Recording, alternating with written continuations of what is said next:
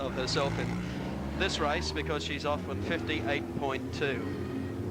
And on the grid with her, Wally Story on 58.8, Stephen Brook, who we mentioned, and of course David Earl in the Elephant with a 59. So there's not a great deal between the top four. Well, we've got Charlie, Wally, Davey and Stevie up on the front rows of the grid. The others, thankfully, are still retaining their surnames. We're under pain of death if we make any more references to Robyn, whatever her name was, who at the last meeting incurred the wrath of the stewards to the extent that she was fined $1,000 for her behaviour here. She actually was a little late getting to the starting grid for the line due to some promotional commitments and missed the race. And some of the other drivers objected, and the stewards found in their favour and removed $1,000 of sponsorship money from Robyn, who now is Charlie, and not to be referred to by her previous name ever again. And in case you think we're poking fun at her, you wait to see her drive, because there's no doubt that the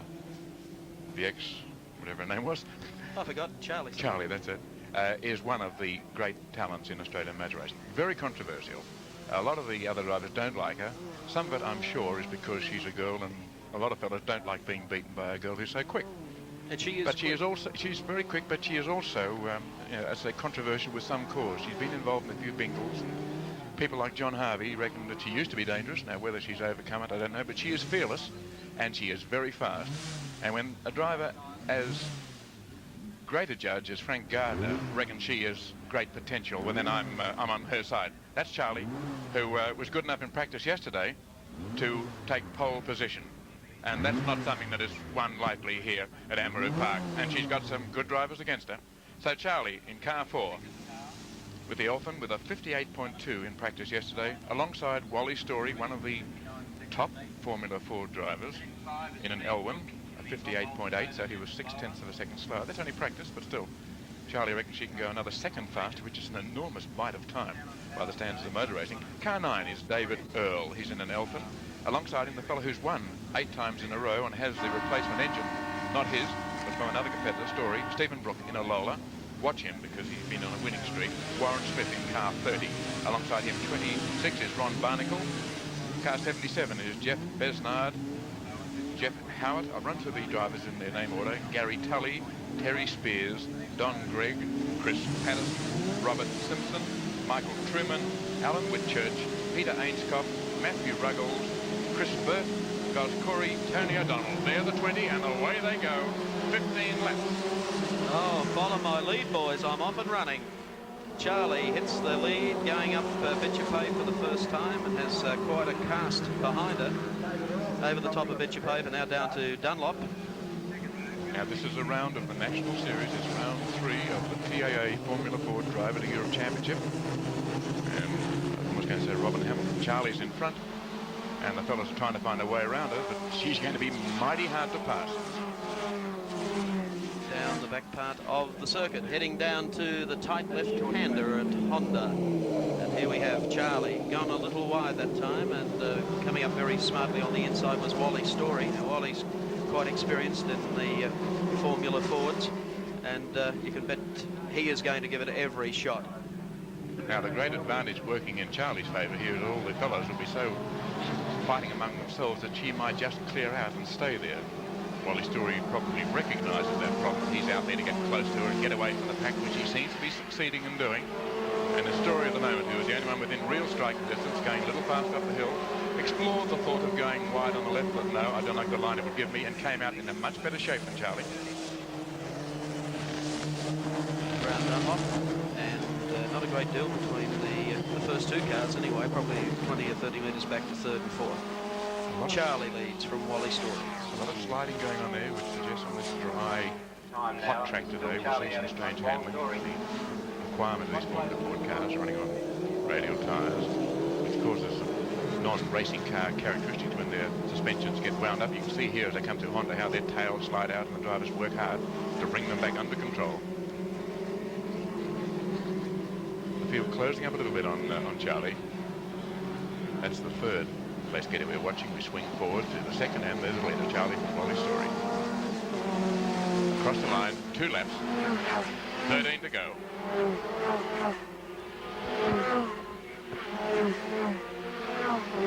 would think everyone in this race being quite obsessed with wanting to pass the. Oh, we had one with a weird line that came from the outside to the inside, and that's the field as they go through Dunlop. Charlie still in command.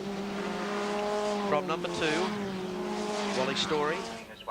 David Earl is in third place, just leading the pack where the real race is at the moment. And this is the girl they want to catch. David Earl under a great deal of pressure there as he comes through. The man applying it was Stephen Brook, a fellow who wants to maintain his record of not having been beaten this year in a major Formula Ford race, and in fact winning the last couple of important races towards the end of 1979. Of course, Steve Brook at our last meeting here was almost 6 seconds faster in the wet than anyone else. It's unbelievable. But it's dry today, and that is different because Charlie is out in front, leading up Bitchapave Hill, over the top again, still holding good lead, and I think increasing the lead. So it's Charlie in front, Story second, Earl third, Brook fourth. In case you think the Miss Hamilton is not serious, she's changed her name to Charlie. I don't know whether it's a Charlie Who or a Miss Charlie, but that's all she's got to her name these days. It's official. She was telling me she had her name changed by deed poll. She now signs and checks Charlie. That'd cause a bit of consternation at the occasional shop, I would think. Some wide lines being taken there as the cars come through.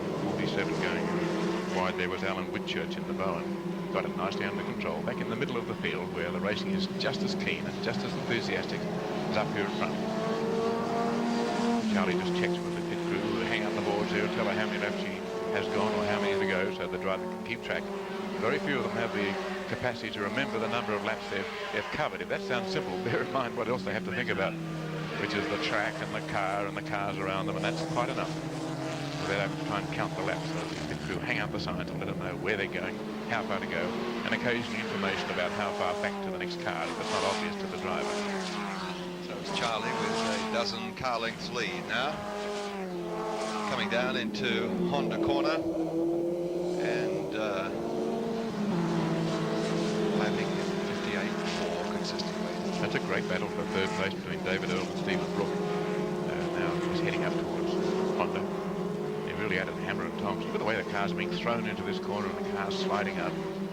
There are a dozen battles going on through this race. This is round 3 of the TAA Formula Ford Drive of the Europe Series, the 1908 Formula Ford Championship.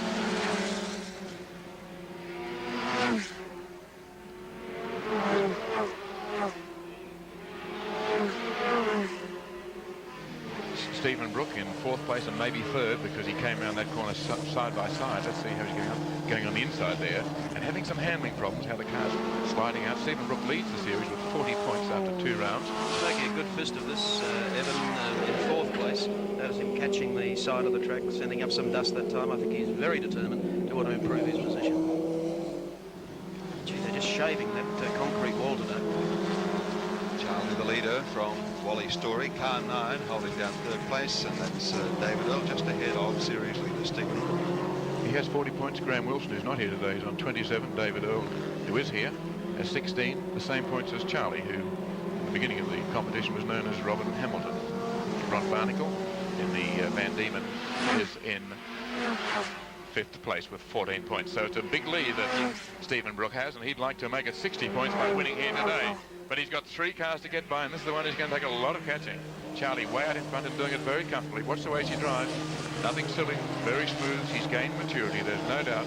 Stephen Brook back in 4th place is the man who has to do it the hard way, trying a few desperates to try and get by David Earl in front of him and making it very hard for him to get up among where the points are really large and really worthwhile. Well, her competitors might knock her, but I think in the case of anyone watching at home today, you've really got to admire Charlie, Robyn Hamilton, call her what you like. She's a fine little driver. She drives touring cars very, very well. I just hope that the Pro Car Series organisers here try and make sure that she makes the 3rd round of it, because I'm sure that would excite Bob Morris and a few of the chauvinists. She's very good in any type of car. Here she goes up the Bitchapave Hill one more time, and you can see that she has really starting to run away from Wally Story. And this great battle still goes on behind for 3rd place. Wally Story in 2nd and wondering what he can do about catching her. Yes, when she did so well in Formula Ford last year, there were many mutterings that she had a special engine and she had all sorts of favours. But, Walsh Story, he's trying hard. If you doubted whether he's really having a go, that corner should have told you. And it was Charlie who came out in good, even form, and it was Walsh Story, the old hand there, trying terribly hard. It went right up the striped candy decking on the side of the track. There he is. He comes very well through this corner. It's Walsh Story in car number 2. Battle for third place continues between David Earl and Stephen Brook. Steve Brook left behind in car 5, mounting his challenge. He's been sawing away at the tail of Earl, not able to get much closer than this, and really being back further than that. He comes up a little bit closer on gear changes, but if ever you saw two evenly matched cars and drivers, here they are. Now, watch the way that Brook tries to get by. He'll pull to a different line here. He comes by almost abreast sometimes. He gets so close, but there's no way by. The cars are almost exactly even in match. Charlie goes by, nicely aloof from all the battles going on behind her. I suspect that Wally Story has picked up just a fraction of time on that last lap. They've covered 8 laps. This is a 15-lap race, so they're a little more than halfway gone. Brook behind now must be getting a touch of the desperates. So I've got to get by Story to have a chance of getting up there and trying to win this race. But getting by Earl, rather, in car number 9 is proving to be a very difficult task. Now he's on the inside. He's done that a few times, though. And even though Earl goes wider, he always comes out with full power and a great deal of speed. Now Brook is coming on the inside, and that might give him a chance if he can delay his braking. But Earl's prepared to go even deeper. Let's see how neatly he comes out. He's gone very wide. Brook, a tighter line, but Earl's line was fast, and he has about another half a car length extra having come through there up the RC straight. And as Earl still in third place. Brook may be facing his first defeat in 9 starts. Running with a replacement engine, which of course is a disadvantage to him. While the battle for third is going on, Wally Story's made up some ground on Charlie, and could be in a position to mount some sort of challenge if he can continue to make that ground. Down the back part of the course, and now down towards the left-hander at Honda. Car number 2, Wally Story, running in second at the moment, behind Charlie. Probably only 50 metres the difference. One of the best looking Formula Fords, I think, it's the car Robyn Hamilton driving an Eltham. While it's a very well engineered car, a little bit ugly. I don't like the front just in sheer appearance terms. It's probably efficient aerodynamically, but notice the difference between that rather bulbous front that she's sporting. She referred to her nose being replaced up with the nose she was talking about, and the much more aesthetically pleasing wedge on Walsh Story's L1 behind. You try to say that Charlie's got a crook nose. She's had a nose job. Well, we've had one go off down here at Honda too. One in the bank down here, but I think we can't forget who it is when the driver's walking away. Back to the race though, and Charlie leads from Wally Story. Honda corner once again. Wally's throwing everything into the last couple of laps of this race. He's certainly making up time. It's only a fraction of time. Brooks has the stopwatch on the pair, but you can see for yourself that little by little Wally Story is closing up. Now whether that means he's got a little more speed or whether Charlie is prepared just to back off and keep him in sight but under control. Certainly no sign of any panicking as far as she's concerned. Actually, when you look at her driving, very, very straight. She's not throwing the car around half as much as some of the other competitors are. Yeah. Watch her through this corner in particular. Very smooth, isn't she, on all parts of the circuit? That's the way Frank Gardner taught her, the fundamentals that he applies, among many. How to position yourself firmly in the car, with your knees out, braced against the bodywork so you don't roll around, and keep your head upright. He won't tolerate a driver who leans the head into the corner. Watch Charlie, head upright. Walsh Story a little bit more of an angle, which is more of the expected lean. Walsh Story, unfortunately for him, has a slower car to pass. Tony O'Donnell not getting in the way, he just happened to be there, but it has put Walsh Story back maybe another car length as they come around. Rothmans head towards Ron Hodgson corner of CRC straight where the start-finish line is placed, and that's 12 laps, 3 to go. I don't think Story was taking any ground off Charlie at all. She was allowing him to take ground because she's lapping in 59 seconds now as opposed to a shade over 58 before, so I think she can go a little faster if she wants to. Well, Story's trying very hard. Did you see the way he came over the top of the hill? Well, she's trying now too, a little bit of a sideways drift. Maybe as the tyres get hot, I suspect that's what's happening. the radials, which most of the drivers buff to go through. As goes Corey indicating with one hand which side the leaders should pass, and that suggests that he's watching very closely in his mirror for the leaders to come round, and that's good driving. Once again through Honda.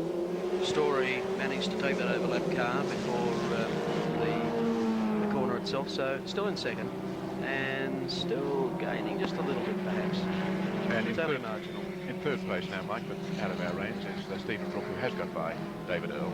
So he's up into third place, but he has no chance of catching up. He's just too far back at this stage to pick back 5 of the 2 leaders, assuming they can make these final 2 laps safely. So Stephen Brook facing defeat for the first time. And Wal Story looking at the prospect of not being able to do better than the second place he's been in almost throughout the race. And the leader since the flag fell, Charlie up there in front in the Elephant. Watch her lines there. She really is taking a neat, fast line around the circuit. When, as Robyn Hamilton, she started doing very well in motor races at Calder people 2 years, but that's where she done the practice. In fact, she would do hundreds and hundreds of laps there in training for the Gemini series. I don't know what they're going to say. The story is closing up. Well, it was because of the untidy line that she took through the Honda. Out of the corner, yeah. Yes. And Story has got close now. He's got a little over a lap to go. So we're set for an exciting finish. I don't think Wally's been holding back, but he's certainly not going to hold back now. He's going as hard as he can. And I suspect he'll be the more spectacular to watch. But can Charlie control the sort of impetuosity she's shown in many motor races in the past and just hang on there and drive as he has been driving for the past 14 laps? I don't know. She went very hard then and very wide. She can certainly see the brown nose of Wal Story's car, and she's putting the tail out. The critical point, I suspect, will be Honda, where she made a bit of a mess of things last time. I think her tyres are going off, losing some grip, and she's under a lot of pressure from Wal Story. He's right up now, and we've got another 3 corners to go, and Wal Story is trying very hard. Now, he's not going to get by, but he might unsettle her. How hard will she go? He's hot to trot as well. Honda is coming down on Rothmans. Charlie still in front. Wal Story, can he get by here? It's his last desperate go. He's going to try and come out on the inside of her, out of this corner. He's in good shape but too. Can he hold it under acceleration? Charlie's there. He's got her. Charlie. Charlie's not going to let go. She's trying hard, but Story has the line. And, oh, Robyn, I almost called her Robyn Hamilton. Charlie's going to have to be content with second place. And it's a victory for Wally Story. What's Wally, the same old story. Oh, and if you looked at the crowd on the hill, you'd see all the men are stepping up and cheering, and the women have long faces. But that was a great finish by Wally Story. And Charlie blew it on the Honda, that second last corner when she went wide, and that gave Wally the chance to get up close. He was never in the race, truly, until that point. But one loose corner let Wally Story close enough. Let him close up, and I think it unsettled her and just gave him the opportunity. The only thing that I'm really concerned is if Wally changes his name to Bruce before the next meeting. Oh, Wally Story has pulled it off right at the last minute in the third round of the Formula Ford Driver to Europe Series, defeating Charlie in car 4. Had to be content with second place, and I think we better check on third place, but I'm almost certain that Stephen Brook did manage to squeeze in there for the third, and that's going to maintain his lead overall in the series. But a thrilling, almost last stride win, you could say, to Wally Story in round 3 of the Formula Ford Driver to Europe Series, and more motor racing action coming away on the 7 Network after this break. Charlie may not have won that last race, but I suspect she may be hovering around the finish. And the only man up here brave enough to go down was Mike Raymond, and he's down there at the moment. Over to you, Mike Raymond. Well, Wal Story, I think, has now added to his bag of tricks the come-from-behind effort in the last corner. One of the most exciting races we've seen here at Amaroo Park this season. Were you convinced you could do that in the last corner, or when did you know you thought you'd have a shot? By no way, Mike. She did a real good job, I thought. She, right till the last couple of laps, she had me really breaking into sweat. You know, like I thought, I'm not going to catch this lady. She's just going to be neat and tidy enough to stay there. And I thought, well, all I can do is just keep the pressure on as hard as I can. And by luck, she just, I think, you know, it's her first win, and she really did deserve it too. You know, she worked hard, and she just sort of missed out just by a little bit, you know, and it's heartbreaking when that happens to you, I think. Yes, I don't think you could ever take her for granted again. It's a long time since I ever took her for granted, Mike, and I think find most of the fellows don't take her for granted. She's a very, very good driver. John Crouchley to come in and present you on behalf of TAA. Beautiful trophy for today's series round win. Wally, on behalf of TAA, congratulations. It's heartfelt from everyone here. You really earn them, boy. You can tell he's a chauvinist. Thanks very much, John. No, it's chauvinism aside, the lady does a very, very good job. If I could, I'd like to thank my sponsors, Brack Slacks and BP, and also the sponsors of the series TAA, because they hung with us for a long time, and I hope we deliver the goods to them. If they're as happy with us as we are with them, then very good. Also Coca Cola, they support another series here. I'd like to thank them too. Okay, a great win today. Tremendous drive, and I think you rewarded the spectators here and our viewers at home with plenty of entertaining motorsport. Okay, we'll return for course commentary to Bernard King, and of course for Channel 7 it's up to Gary Wilkinson. Thank you very much.